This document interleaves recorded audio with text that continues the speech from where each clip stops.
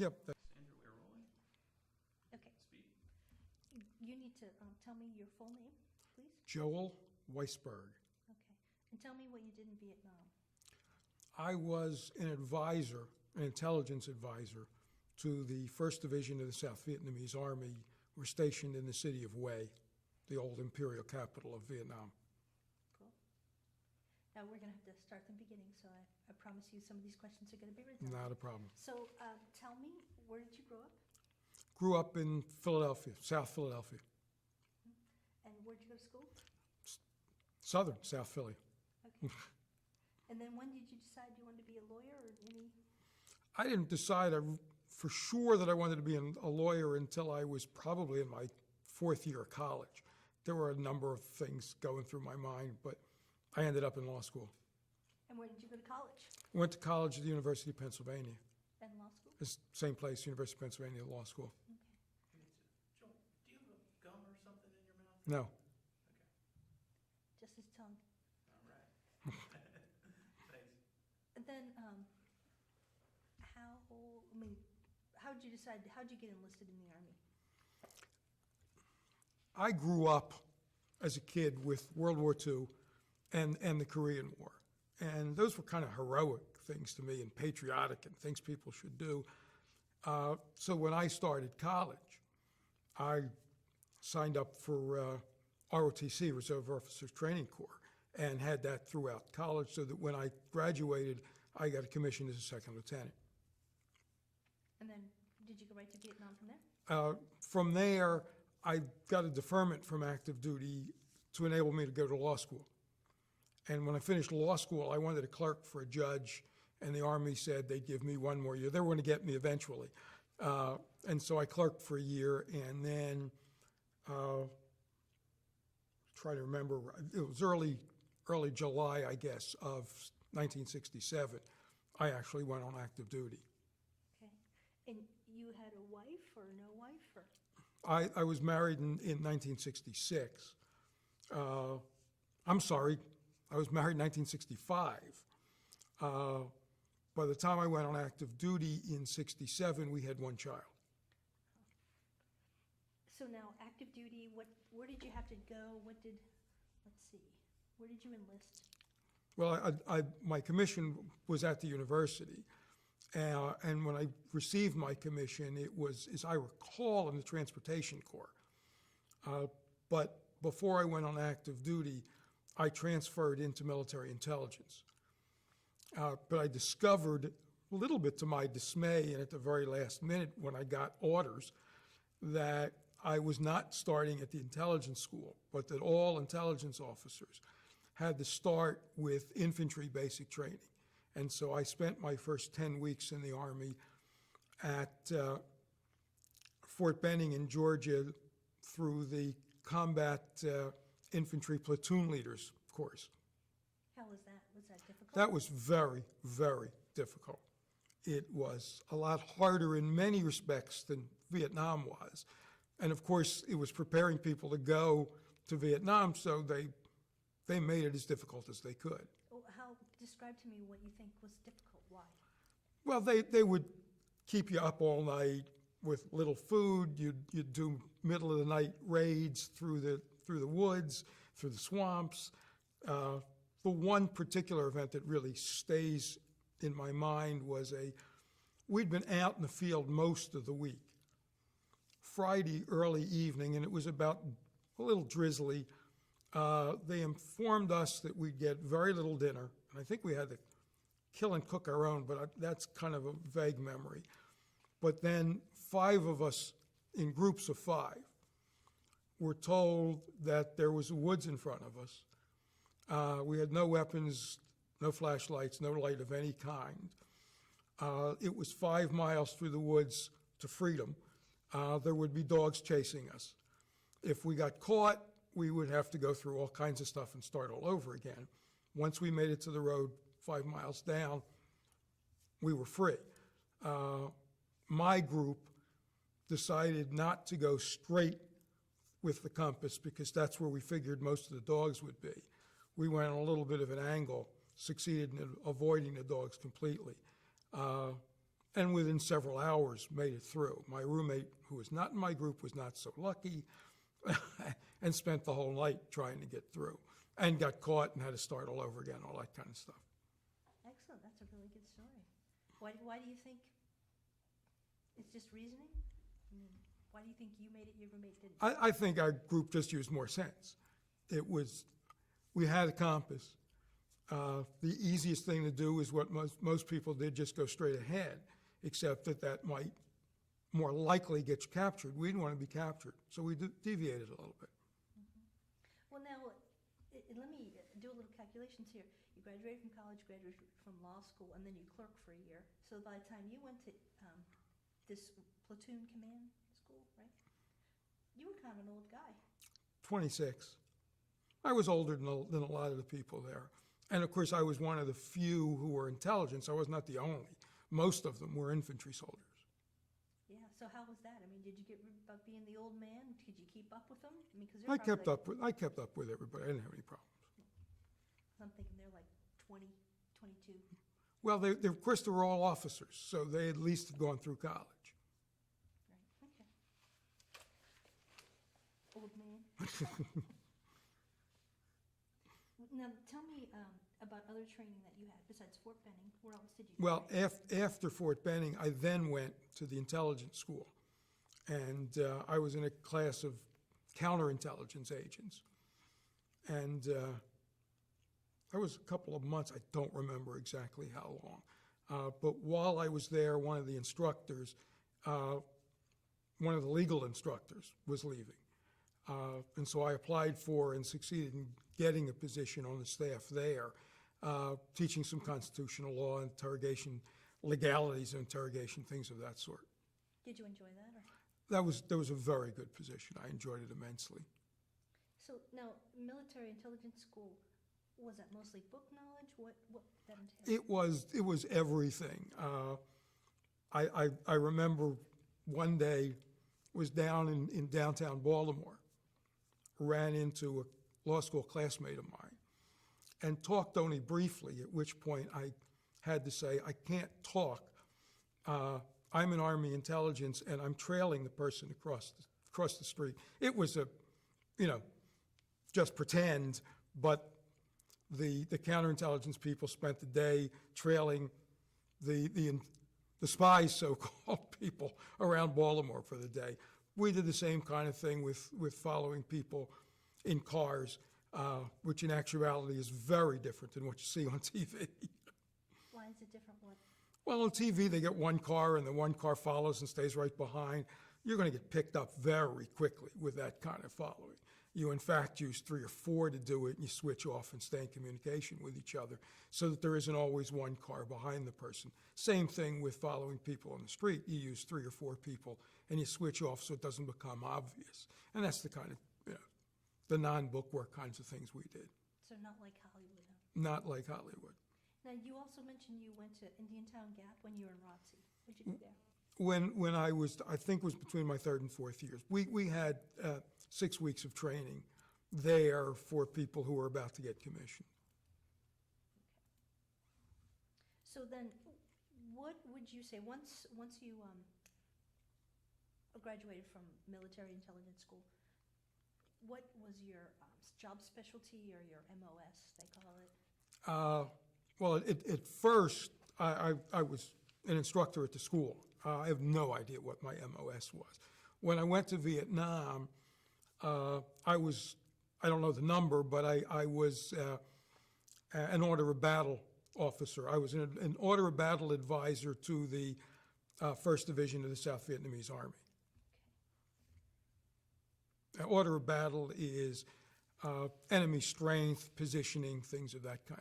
Okay, so what did that entail? What was your typical day like? My typical day was going through intelligence reports. We had a very large map of the northern part of South Vietnam, which is where we were, and into Laos. And we tried to figure out where the enemy was, what their strength was, what their plans were. And you'd get hundreds of documents a day to go through various kinds of intelligence reports and try and figure out what made sense and try and working with the South Vietnamese and the American units in the area what to do.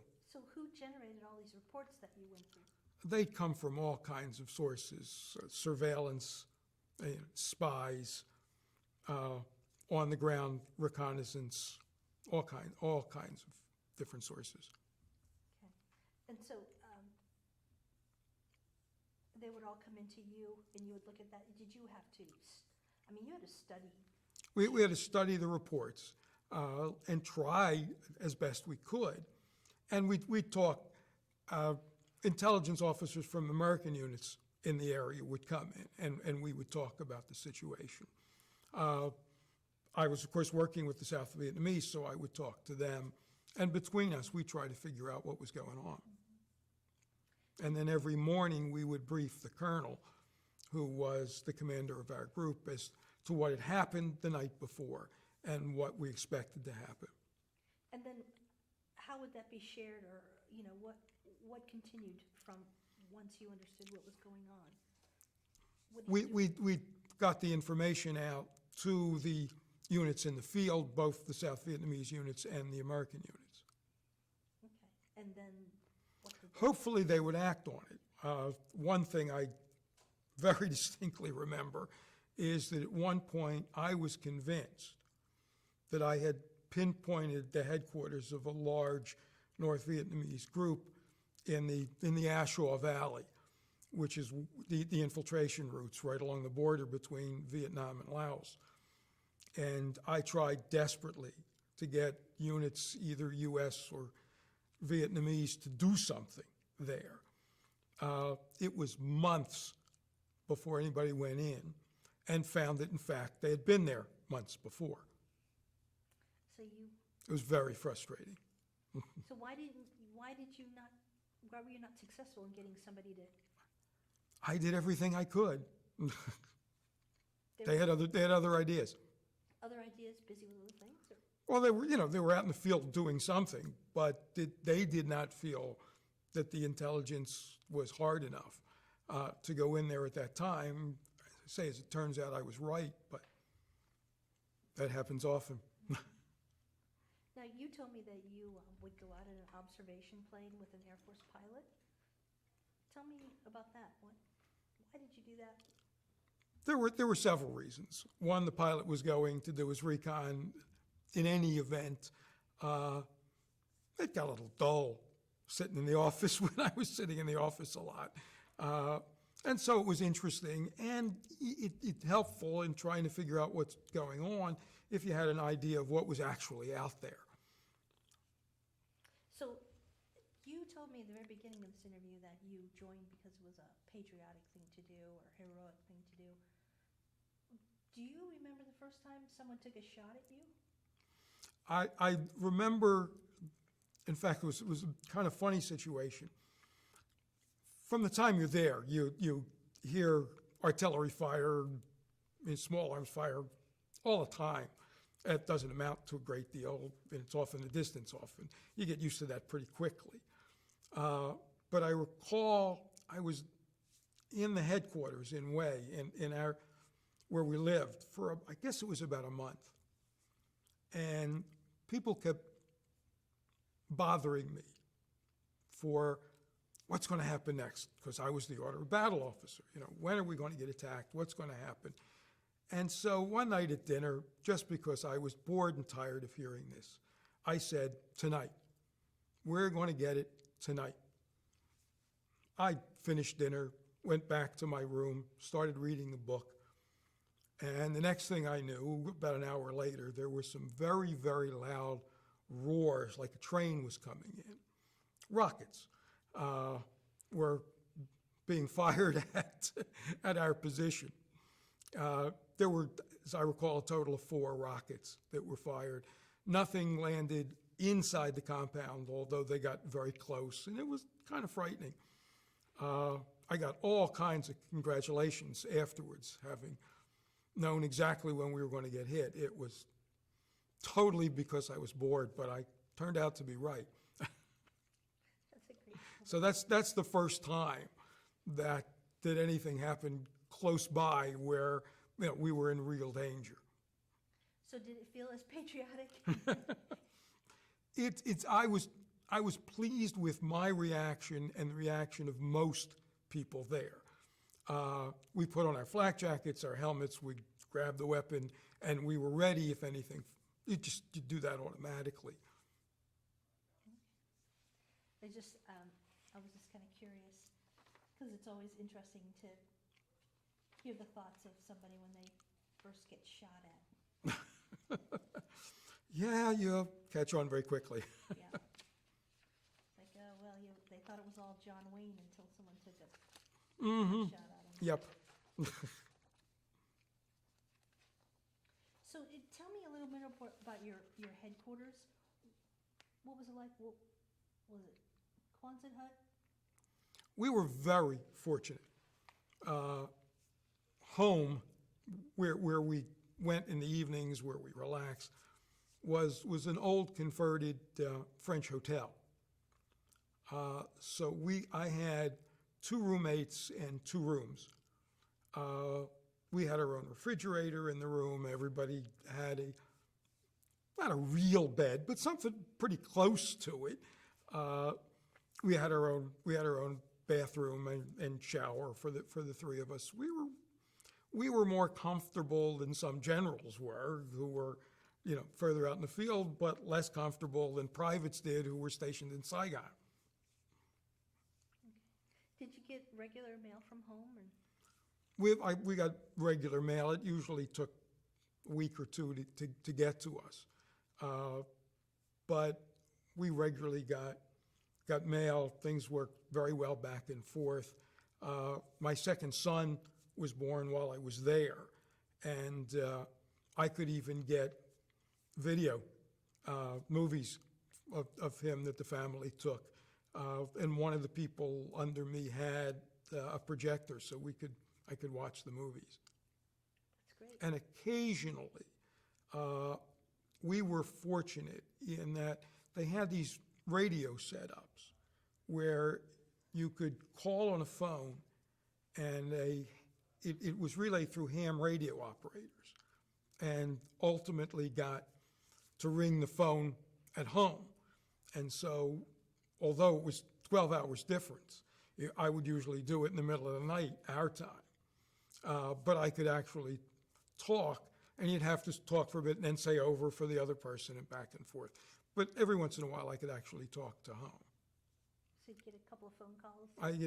We were very lucky because everybody didn't have that handy. I didn't find out my son was born for a couple of days, but once I did, I could immediately call home. That's great. That's really great.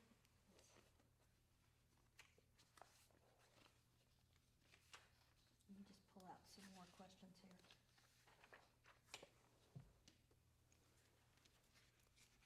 Now, I'd like to talk to you a little bit about some of the artifacts that you gave to the museum. Do you remember? You probably know better what I gave them than I do at this point. Let me give you a description.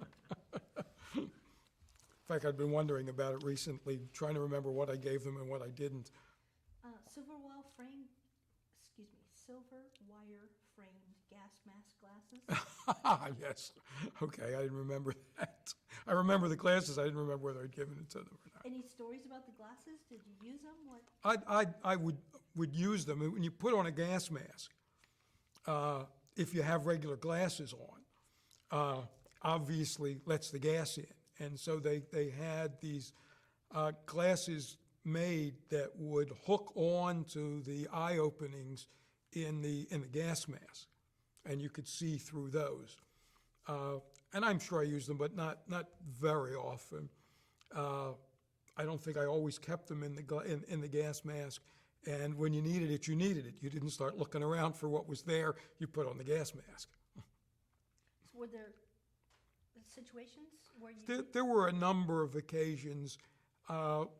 It would be stray,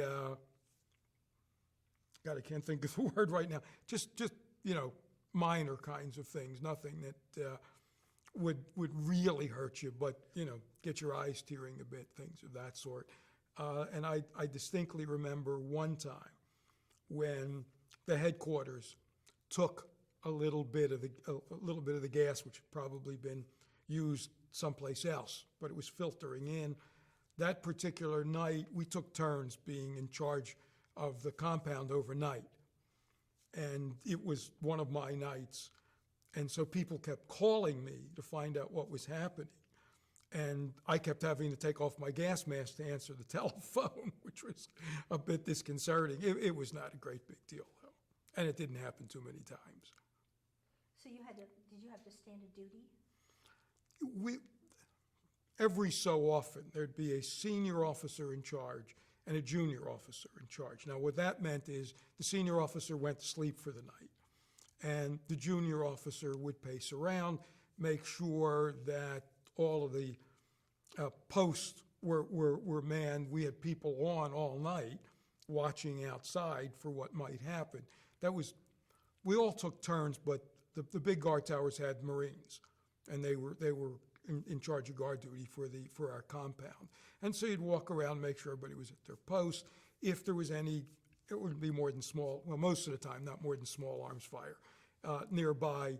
You'd check out what was what and whether or not it was a real threat, so that you'd have to sound the alarm to get everybody up, that kind of stuff.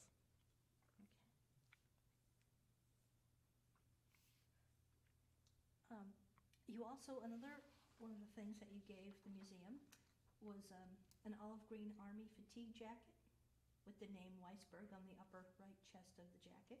Makes sense. And on the left was a U.S. Army patch.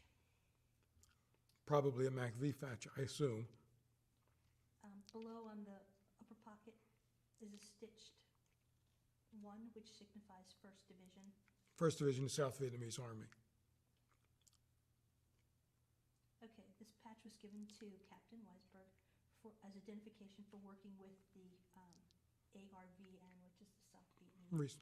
Correct. And it was the 1st Division of their Army, which everybody always said was the best division in the Army. And of course, it was the division that was up along the demilitarized zone and with a lot of responsibility along the main infiltration routes from the north.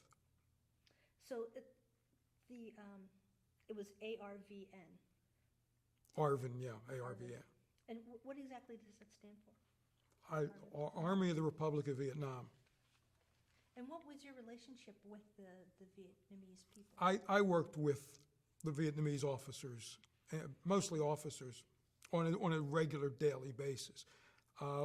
There were times when I was not at my desk as an intelligence officer, but there was a large building that was the headquarters building for the division. There was also a command bunker, a very large reinforced building that was right beside it. And that was the command bunker, and I'd work there with a whole slew of telephones in front of me, working communications and liaison. And occasionally I'd be in charge in there. And when I was there, I had I'm trying to remember whether the individual who was right beside me, I can see his face in front of me, but I don't remember whether he was a captain or a major. I just don't recall. And so did you have to have linguistics, or did you? They all spoke English. There was you picked up a little bit of South Vietnamese, but you really didn't need very much, and they all spoke English. And I wonder, how did they learn English? I just know they did. And very fluently. There was never any communication problem. If you ever had to speak French to them, or? No, and I don't speak anything other than English. And you didn't get any training from the military on? No, none. Because I all spoke English. Okay.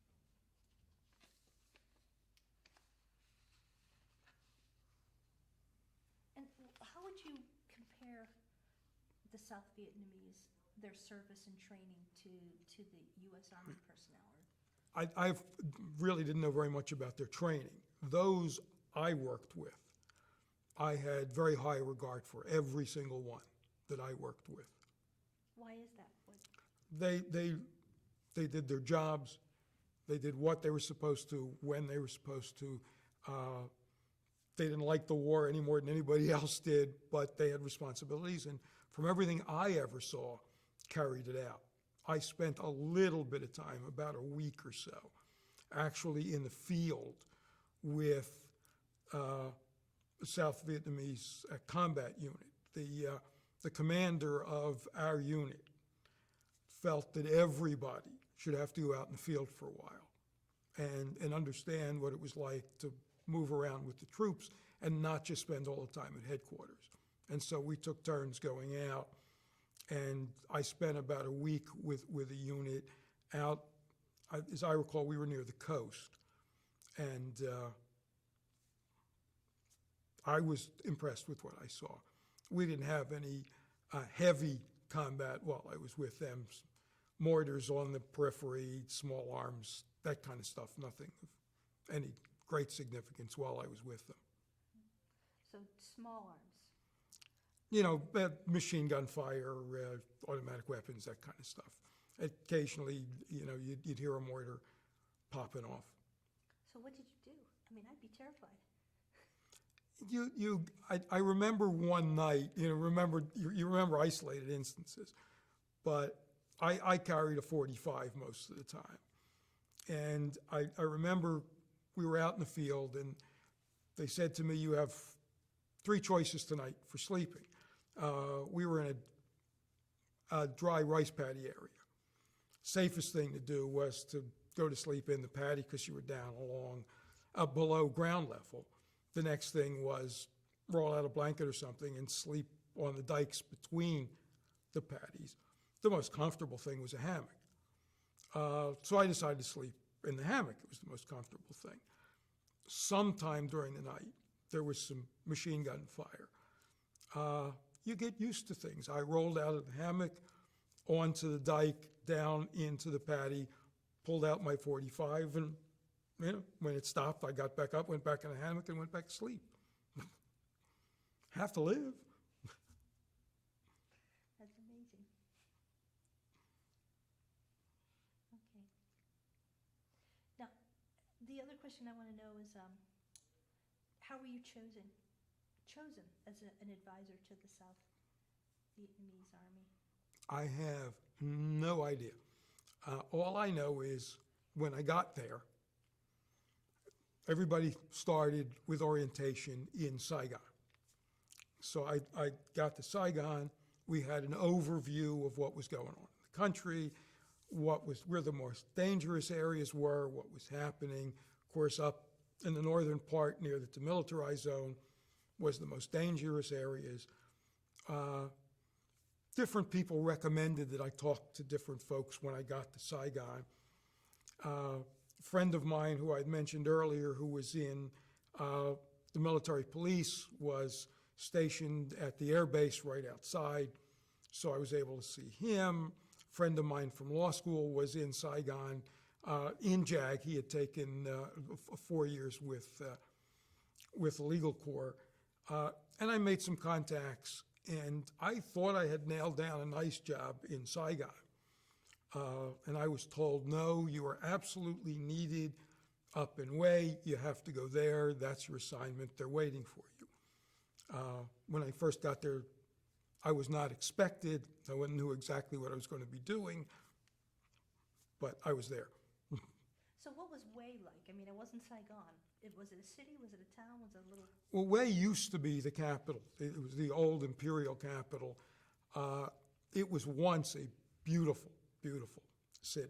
Had a walled, forbidden part. There were palaces in there. But at this point, parts of bridges had been knocked out. It was several months after the Tet Offensive.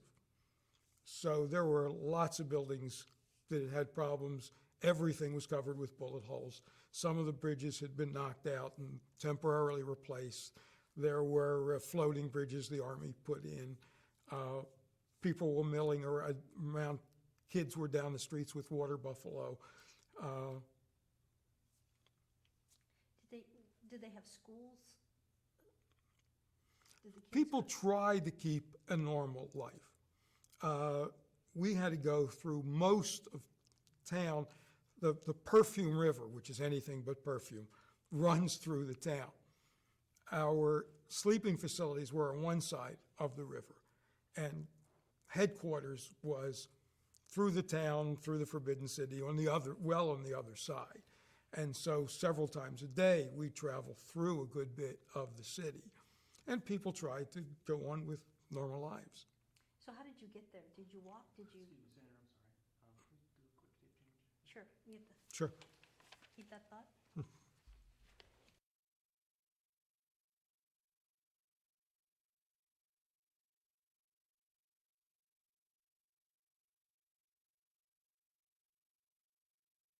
I'll go back.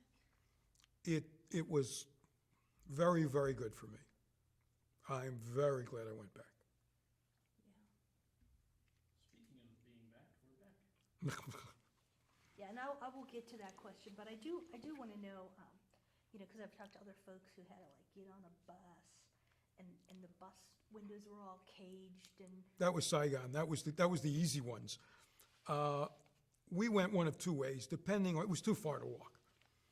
So depending on how many of us were going at one time, we'd either go in a big truck, or a couple of us would take a Jeep. We had plenty of Jeeps around, and sometimes only one, depending on what you were doing, you'd grab a Jeep and go through town. did you carry a weapon when you went through town? Oh, always had a .45. You also had, you had your choice. You could carry anything else, at least people like me, anything else you wanted. But there were really, I thought, kind of silly restrictions.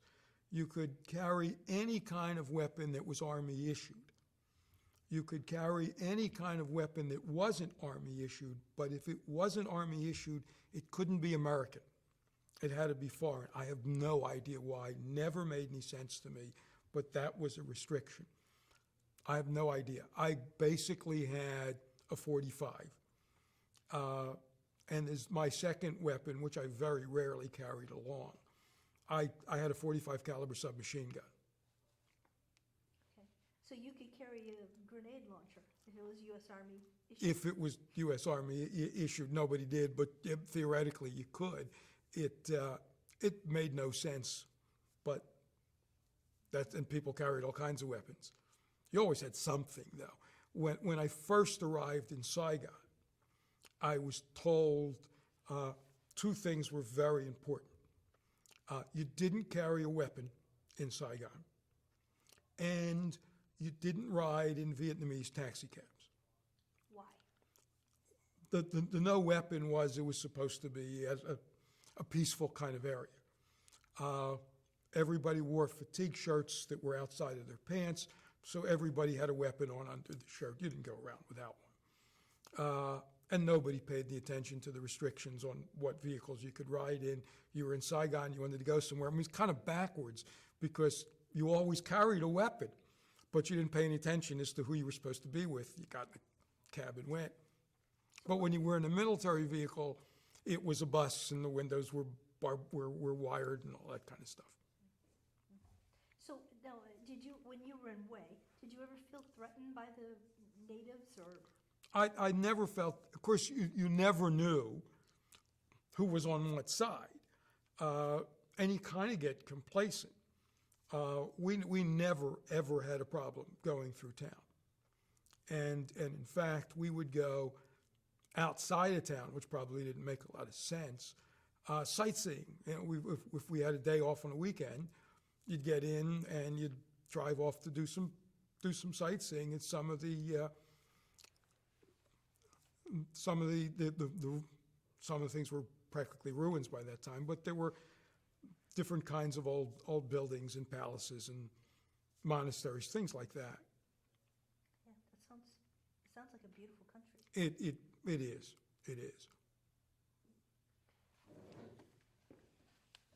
And now tell me again, why didn't you go JAG?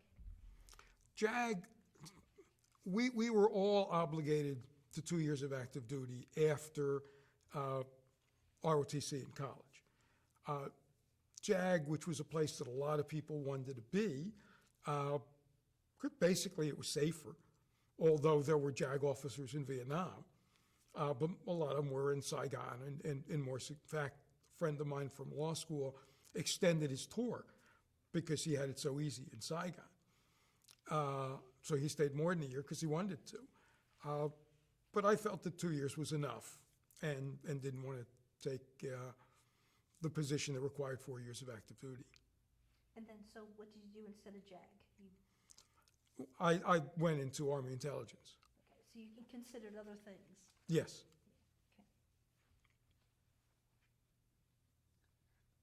And I'm kind of curious, what was it like for your wife, you being in Vietnam? Do you have any idea?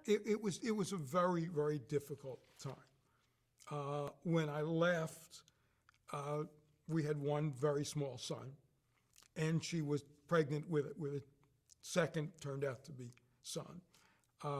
We had been living on our own for a number of years by that time. But for peace of mind, to somewhat for comfort, to save some money for when I got back, she moved in with her folks. And it was kind of, and obviously, the news was all kinds of things that were going on. Wei was in the middle of a lot of things. And of course, you don't know who's where, who's safe and who's not. The only time she knew at any given moment that everything was okay was the few times when I could talk to her on the telephone. So it was stressful for It her. was very stressful. Did she get any kind of, I don't know, nasty things said to her? 'Cause Oh, without a doubt. Without a doubt. And some of it, unfortunately, to make it worse, came from family. And it was, nobody favored the war, and everybody, unlike what goes on now, everybody felt the troops were partially to blame. Even when I got back, I would hear things that I shouldn't have heard, even from family. About 20 years later, most people who had realized what they'd done, a lot of people apologized to me, but 20 years later or so. do you want to elaborate on things that you heard, or? It's so long ago that I don't remember specific things. But she heard a lot, and I recall that I did. I put out of my mind exactly what it was. For you. You didn't, when you came back to the United States, you weren't harassed when you got landed at the airport, Well, I came home very differently than most people came home. Most people took a day or so, depending on where they were, went down to Saigon, had a day or so of out processing, got on a large passenger jet, and flew to the West Coast. That's not the way I went home. I took a truck with a few guys down to Fubai, which was our closest airport, and was supposed to get a plane that was going to take me down to Saigon. It didn't show up. And so we called back to our base and said, would you please send the truck to pick up a few of us who were here?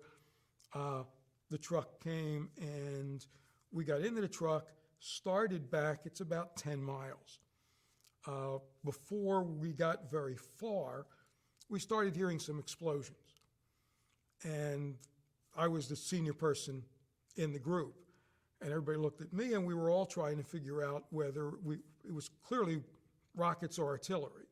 And it's sometimes tough. Is it incoming or outgoing?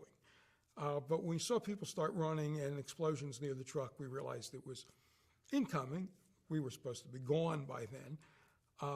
Driver looked at me, and I said, just get us out of here. Just keep going. Just get us away from this. We found out when we got back there had, in fact, been 12 rockets exploding around us, but obviously we got out. Went back. The next morning, I still had a chance to get to Saigon in time. When I got back, I got one of my Air Force friends there. I said, I don't want to start this all over again. I got to get down to Da Nang to get a plane to Saigon. And he said, fine, just jump in. I'll fly you down to Da Nang and take you to where you have to be down there. So I packed my bags, jumped in the plane. He flew me down to Da Nang, and the plane was late. We got as far as Cam Ranh Bay, and plane wasn't going any further. People who were on other flights, later flights, got out and got down to Saigon. I ended up getting there very, very late. And although it was still about 12 hours before my plane was supposed to leave, they said, it's too late, you can't get on it. I wanted to get out of the country. And as luck would have it, I had a cousin who was getting married that if I followed my regular schedule, I would get home in time for the wedding.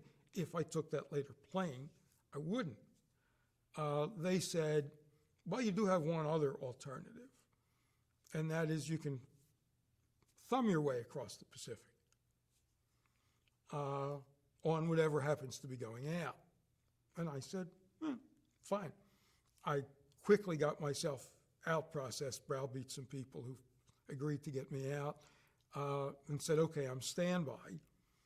And there was a big C-141 cargo plane that they said it's going to, I don't remember, it was Guam, Okinawa, and then Alaska, and then it was going to New Jersey. I don't remember exactly, but it was going to ultimately New Jersey, which was great.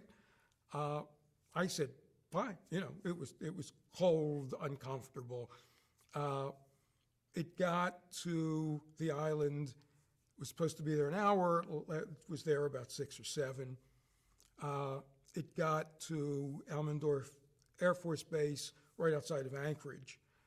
We got off, and they said, one of the engines went mid-Pacific, so we're not leaving here. So I'm sitting there now stranded in Alaska. I was just about to call home and say, I'm out of Vietnam, but I don't know when I'm getting home. When there was another C-141, and this one was going from Little Rock, Arkansas. It was going from there to Little Rock and then to Charleston, South Carolina. So I jumped on that. Again, cold, uncomfortable, no real seats. But it did what it was supposed to. And when I got to Charleston, I grabbed a commercial flight to Philadelphia. And of course, I could call the family when I got to Charleston, tell them what flight I was on, and to meet me at the airport. I actually got home earlier than I would have otherwise because I flew straight to the East Coast instead of to the West. So you just hitchhiked airplanes? I hitchhiked across half the world, yes. On C-140s. I have flown on C-140 before, and they are cold and noisy.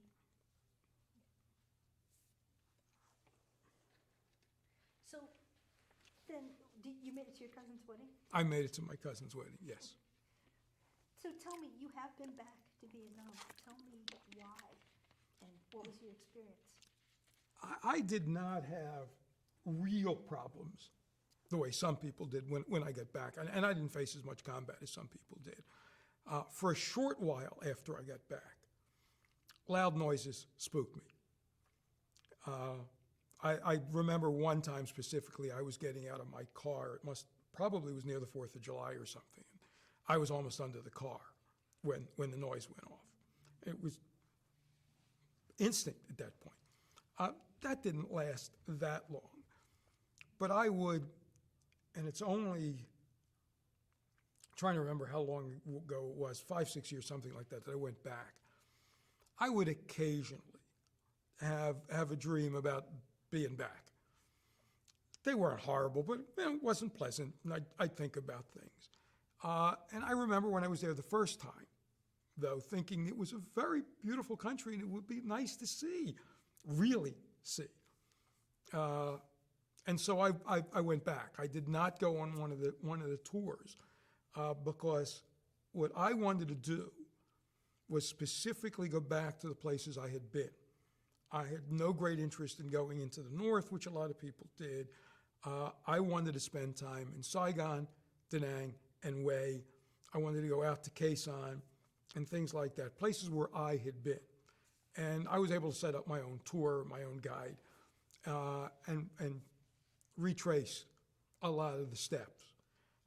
And I remember saying to the guide, because when I got up to Wei, I flew into Fubai, and we got into a car and went down to Wei from there, and saying, sitting there comfortably, the last time I took this ride, there were rockets exploding on both sides. And I could see the people and see what they were like and how they were living. And what really felt good to me was how well I was treated by everybody. Most of the time I was with the guide, but it wasn't, don't you step outside without me kind of thing. I was free to do what I wanted. And I remember in Wei, leaving the hotel I was staying at that time, wandering around that side of the Perfume River, crossing the bridge that we had used, which was, in fact, there was a brand new bridge, and people were stopping me on the street and just chatting, wanted to talk, friendly. There were lots of people out, a lot of people wanted to just talk. It was very nice. So they wanted to talk to you because you were obviously... I was obviously an American, and they kind of figured I'd been there before, and of course I had. And of course, everybody who talked to me had been for the Americans. Who knows? But that's what they had to say, at least. But everybody that I saw was friendly, and obviously it was obvious who I was. And were they young, old? I mean, were they... All kinds. So even people that weren't living during... Yes. That's interesting. So you just toured? I flew into Saigon, spent a couple of days down in that area, and then flew up to Da Nang and looked around there. And actually, I didn't fly into Fubai. I flew into Da Nang, and then we drove up to Wei, but we had to go through Fubai to get to Wei. That's what got me on that road. It was just good to see the way the people were living and what the country really looked like now.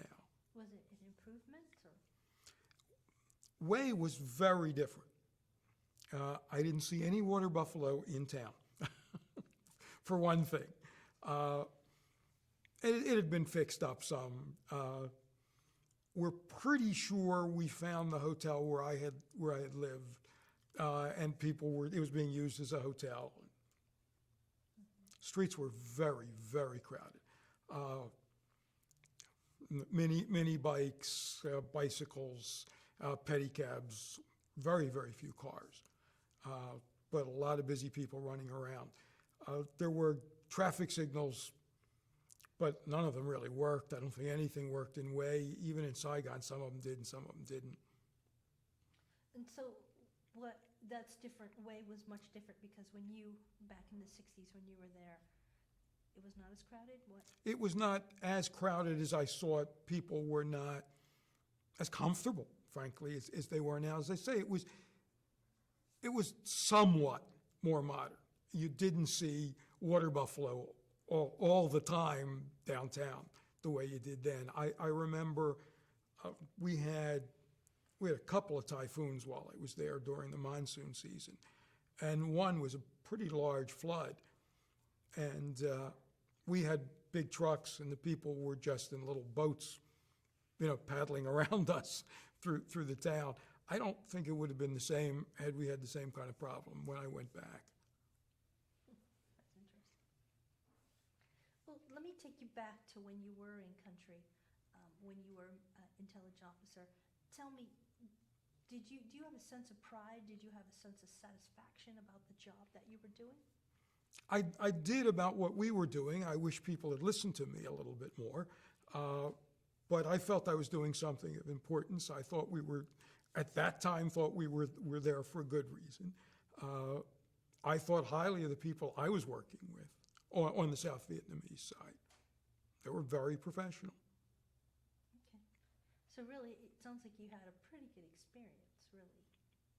Yes, yeah, without a doubt. Good, good. I do want to ask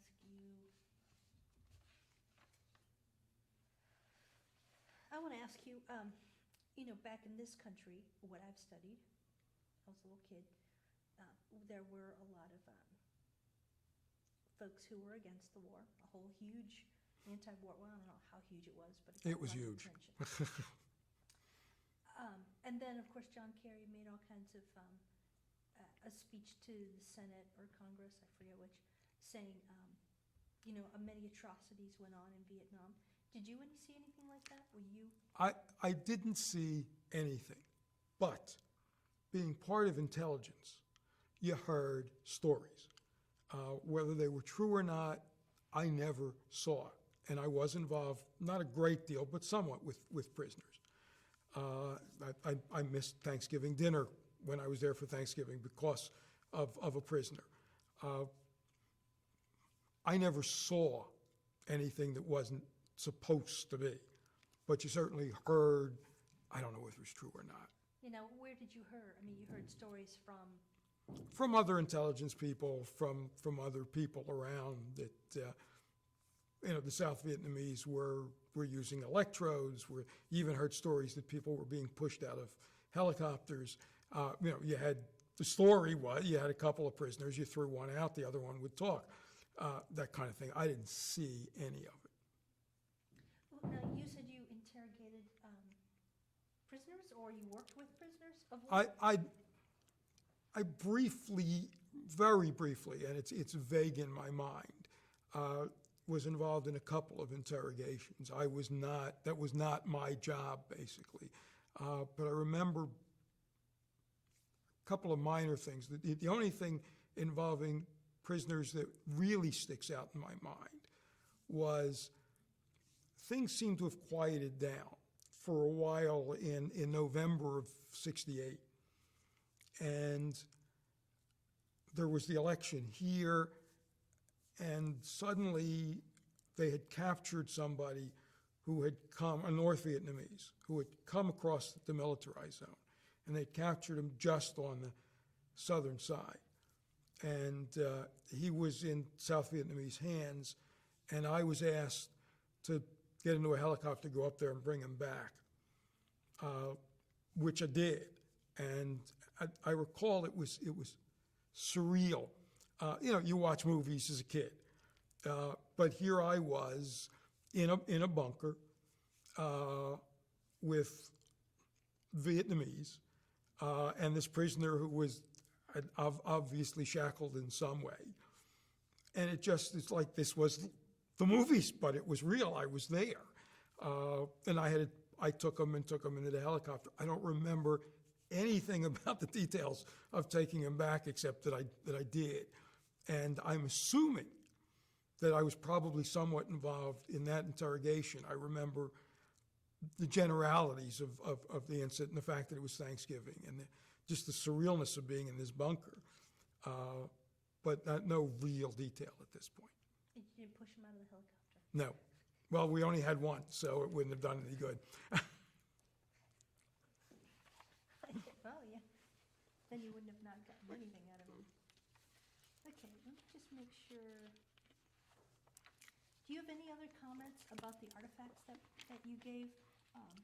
The Army fatigue jacket, olive green Army fatigue pant? What I recall is the museum has very few of these, which is why they were so eager to get mine. And what I remember as to why this happened was when you out-processed, you turned these things in. I did not go through a normal out-processing because of my hitchhiking. And so I ended up with, and I guess this probably happened in the out-processing center in Oakland, in California, that I never went to. So I had all kinds of things that other people would have given up when they came back. Okay, so fatigues, silver glasses. Right. Okay, that's interesting. They would take all that? That's my recollection, and it's backed up because I remember hearing from people at the museum. When I first moved here and talked to some friends who were involved, and I said, they asked, what do you have? And I told them, we got to have that. We have very few. And my recollection and memory was a little clearer then because it's some years ago, was that people just didn't have them back because they didn't bring them home. And the code was very different as to what you were permitted to wear outside of a combat area. You see people now with fatigues all the time. You were not allowed to do that back then. You wore not necessarily a dress uniform with a jacket. In the summer, you could wear the lighter short sleeve, but you were not permitted to wear fatigues off a base. Oh. It wasn't professional enough. So it was a working uniform or a dress uniform? No. Correct. If you were off base, you were not in fatigues. Yeah. So there was no reason to have them coming home, as nobody wore them. You weren't allowed. And I didn't coming home, actually. I had khaki shirt and pants and one of those little hats. That's what I wore, but I still had all the other things. So that was a working uniform? Okay. Well, now, what have I not asked you questions about?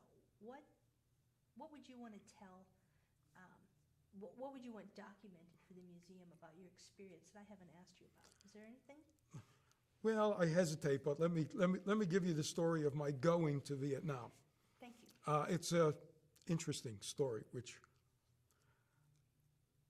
when I started teaching at the intelligence school, I was told if I got orders for Vietnam, they would be canceled. That once I got this job, that was my job for the rest of the time that I was in the military. I was there for a number of months when my best friend from law school, who was in military police and was in Kansas, called me. We had gotten married a week apart. He called me and said he was very concerned. He had gotten orders for Vietnam. He had said he did not want to go because he said if he went, he was going to end up divorced, and he didn't want to be divorced. So he didn't want to go. They said, we don't care, you're going. What he said to me was, at that point, what am I going to do? I'm going. He said, but I think they're opening my mail, and they are investigating me, and I'm calling you because you're in intelligence. And I said, that's not legal. I don't know what they may be doing. I don't know anything at this point. But he specifically said to me that he had gotten, and he lived off base, that he'd gotten things from CORE, New Republic, and the ACLU that he thought were perfectly legitimate agencies, that he thought had been looked through. Shortly thereafter, a civilian investigator from the Army came to talk to me about my friend. And understand, I'm teaching interrogation techniques and constitutional law at the intelligence school. And he went through a bunch of questions. And it was bizarre. One of the questions was, does your friend belong to CORE, ACLU, and does he get the New Republic? Just those three things. I said, you can't ask me that. I'm teaching here at the intelligence school. You can't ask me that question. They're perfectly legitimate organizations. He has a perfect right to be involved if he is. That's not a legal question. But I was young and argumentative, and I said, but if you're asking, I'll answer. He belongs to CORE. He in fact gets the New Republic because he took the subscription form from my copy, and he belongs to ACLU. I sponsored his membership. Those things weren't true. But I was angry, and that's what I told him. I then sent a first-class letter to my friend's home off base, telling him what had happened. Shortly after that, my immediate superior, I was a first lieutenant at the time, he was a captain, said, we have to talk off base, and we'll take a ride. We got into his VW and took a little ride, at which he informed me the colonel was very angry.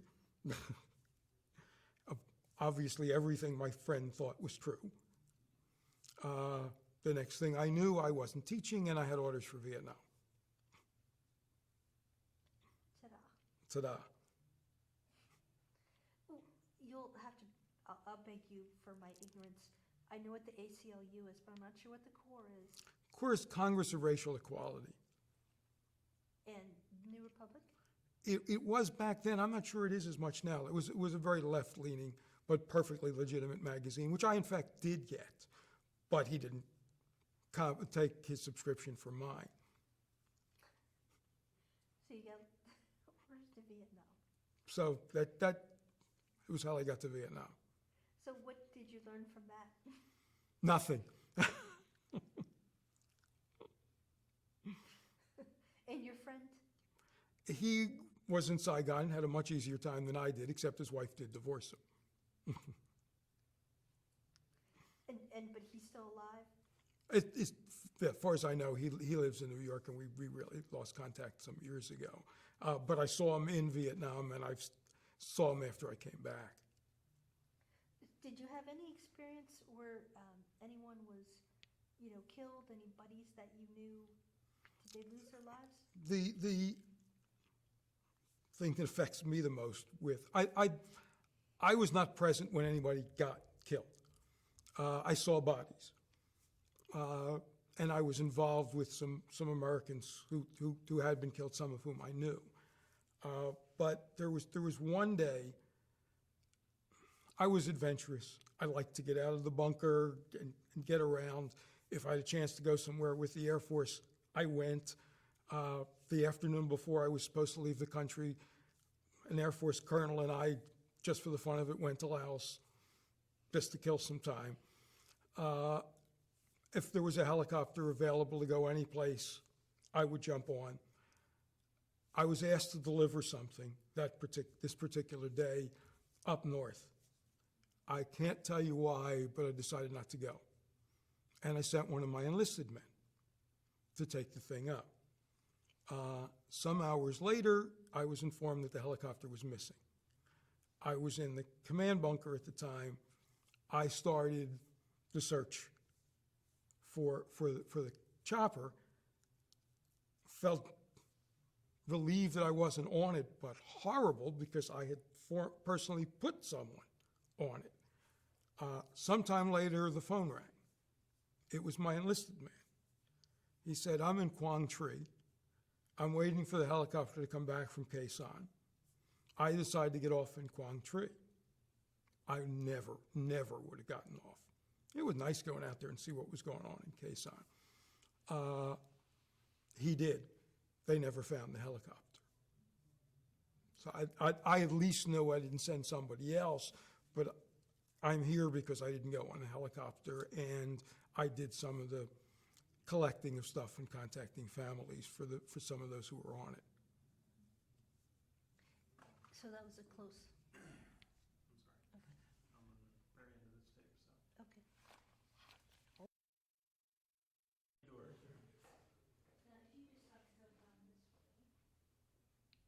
I can't find anything. I am very upset. Oh. I didn't start looking till last evening because I was sure I knew exactly. I have this album and I knew exactly where it was. It's not there. And I have no idea. I'm not at all happy. Well, would it be okay if, we're not in a critical time crunch. Would it be okay if you found it? Would you call me and we could? Absolutely. Yeah, and we could- Absolutely. Because what we'll do is, our guy will just take a digital still camera. They're so Yeah, fabulous now. not And then while we're changing tapes. My wife, over here, did she come over here as an she adult? came over with her mother and some of her family. I'm not sure whether it was before or after she was married. They've been here for a number of years, and they have a couple of very successful businesses and doing quite well. Oh, good for them. Oh, that is interesting. I don't know. Yeah, I don't think that's anything for Yeah, what well, you're no, doing. no, But it it's is. just funny since we had a moment. Yeah, it is interesting, and you know, a lot of this, I mean, we don't even know how much of it, of your stories we'll use at all. No, I understand, of Yeah. course. But it'll all be in the state archives, I believe, so. So, yeah, if there's really something you don't I- want, tell me now. No. Many years ago, when I was with Legal Services, CBS did a big national thing called, it was a 3-part national thing, Justice in America is what they called it. And I had some time on it as one of the, I think there were a couple of us across the country from Legal Services who they interviewed. And I had a production crew from New York who followed me for 3 days. I had 5 whole minutes on a national special. That's 5 minutes. That's a lot. But yeah, I know. They followed me for 3 days. Well, And of course, people didn't have VCRs and that kind of stuff. We're talking 71 when it showed. About 3 or 4 years ago, one of my kids was in New York, went to the Radio and Television Museum, and they have an archive, and so he typed my name in. It came up, no kidding. and the show, and he was able to get a copy. Oh, that's great. That's terrific. Yeah, well, that's our business is, we call it like mining for gold. You know, you have to go through, sift through a lot to get to Well, those little sure, nuggets. sure. You know how that is. So, okay, well, let me take you back to, you were talking about that helicopter ride that you didn't go on. That's why you're here today. Unfortunately, your enlisted person also got off the helicopter before it was lost. Tell me more. I'm more curious about other trips that you made into Laos. You went into Laos airspace, or We went into the, we didn't land. We went into the airspace. We circled around looking for evidence. At least when I was with him, I remember we found a rope bridge one day that was obvious. For the most part, the one thing that remains in my mind was while we were out there one time, he got word over the radio that a B-29 drop was supposed to go in. And, you know, area, don't go there. So we went close, but not in. And the B-29s came in, or not B-29s, what am I talking, B-52s. Okay, thank you. B-52s. The B-52s came in so high that although we were up, we couldn't see them. But when they dropped their ordnance, it was unbelievable what happened to the ground below. And just this huge area, huge piles of smoke. It was quite a sight to see. One of the pictures I have is of this B-52 strike going in. the aftermath of that. Yeah. Now, you mentioned a rope bridge. You're looking for evidence of a rope bridge. I think Well, we're looking for evidence of infiltration through what was the Ashaw Valley. That was a main infiltration route from the north through to the lower parts of the country, and that was in Laos, and we would fly around in there. That's when the North Vietnamese. That's a main route from the north down into all of the south, but they would come through there. And it was very, very heavy jungle. The odds of seeing much was pretty tough. Was that part of the Ho Chi Minh? Yes, yeah. Can you say that back to me, that it was part of it? It was part of the Ho Chi Minh Trail. Okay, because I think I understood what you meant. But I don't know if the people Sure. in TV land I didn't understand. Yeah. Okay, well, now I completely forgot what else I was gonna ask you about. Rats. Will you tell me, is there anything else? There was one other thing that comes to my mind at this moment. When I went back, we drove out to Quezon, which was obviously totally unrecognizable. It was mostly coffee plantations out in the area. But there was one little souvenir place, and there was a big monument. And the monument told in Vietnamese and English what had happened there at Quezon, except it was totally untrue. It was about this big battle that had happened in '68 and how they had run the Americans out. And I turned to the guide and said, I was here in Khe Sanh. That didn't happen. And he said, basically, we won. Didn't really make any difference. And obviously it didn't. But this huge monument, they ultimately obviously had Khe Sanh and everything else, but not, and so why bother to lie about it? But meanwhile, it just wasn't true. It's just, they won and they. Yeah, do whatever you want. Yeah, well, what wasn't true? I mean, you were there, how do you? It was, ultimately, they had everything. But at that point,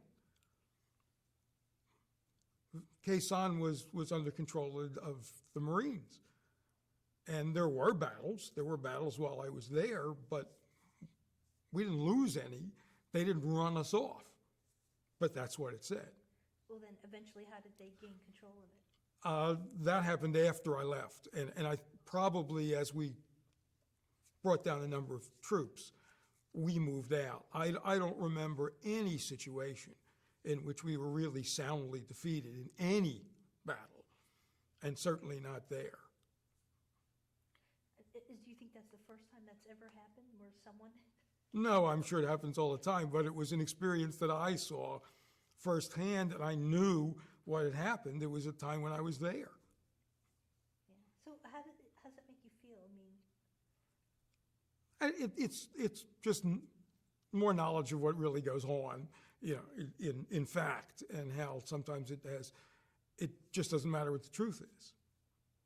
so But, you know, I don't feel all that terrible today that we didn't win that war. It was a shame. 66,000 Americans died. We gained nothing. We probably shouldn't have gone there. But those of us who went, we were doing our duty. We were doing what we should be doing. It's what we were asked to do for the country. And I don't feel at all bad about having been there. I don't think I should feel that way about having been there. But now being back and seeing that the country is not in total chaos, the communists didn't take over the world. We didn't win. Okay, so we didn't win. this is really fascinating to me to hear you talk like that.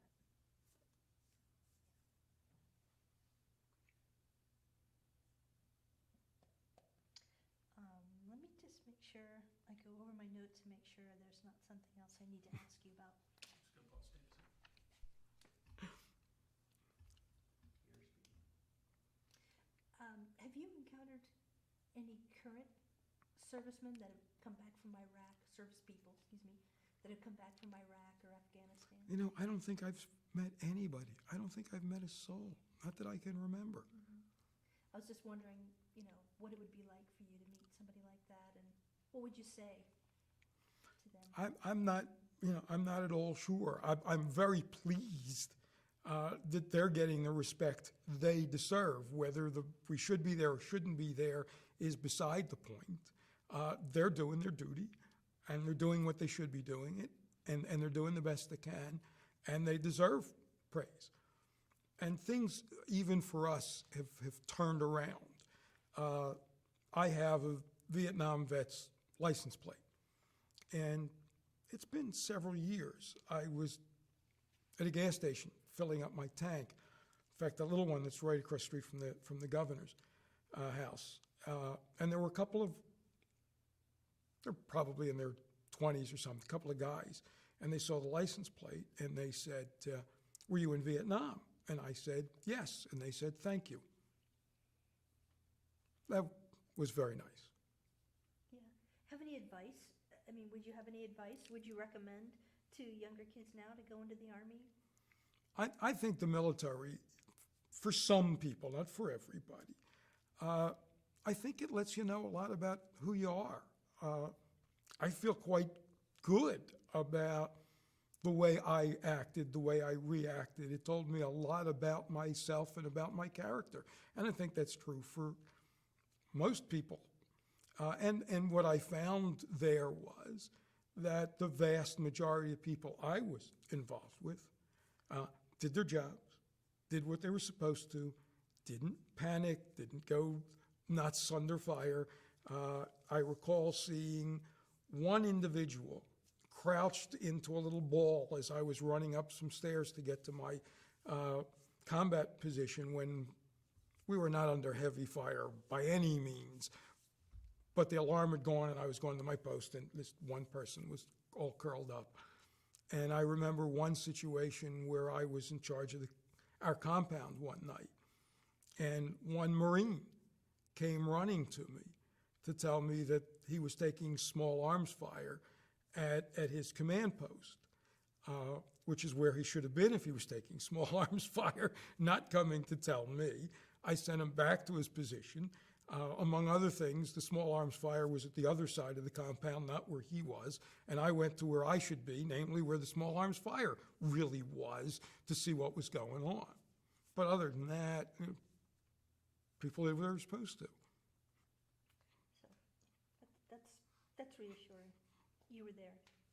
Yeah, and it I don't know, made me feel good about how people react under stress.